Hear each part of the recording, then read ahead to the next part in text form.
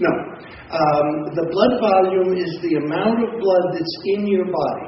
Okay? If you take a normal human being, you cut their jugulars and pour all of their blood into a bucket, you get 5 quarts of blood. Okay? That's their circulating blood volume.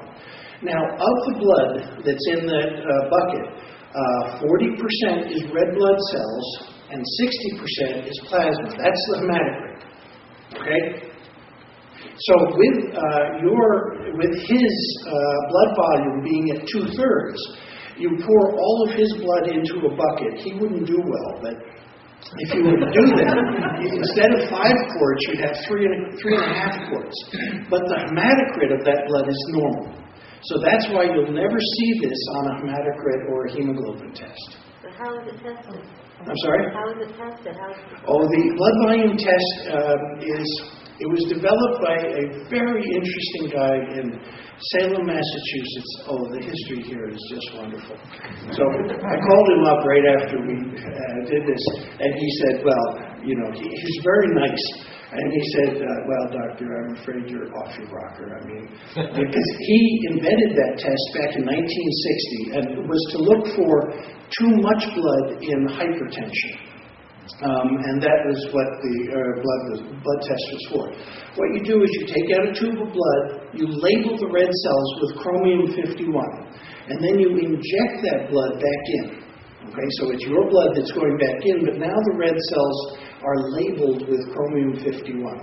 You let the blood circulate around for a couple of hours, you take a tube of blood, you measure the chromium-51, and based upon the person's weight, you can calculate very accurately the amount of blood that's in the person's body. It's so accurate, in fact, that you can tell who lives at the bottom of the mountain and who lives at the top of the mountain.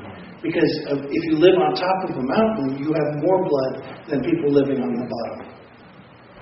So most places don't do the test anymore because it's an old test, and who needs it for hypertension?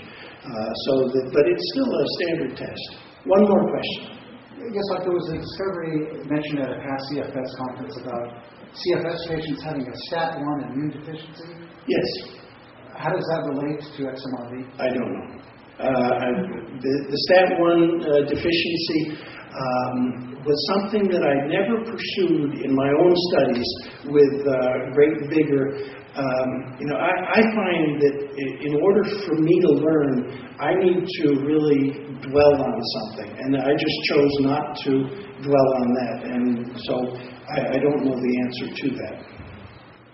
Okay, well, I'd like to thank you. You've been very patient, and wish you the best of luck in the future.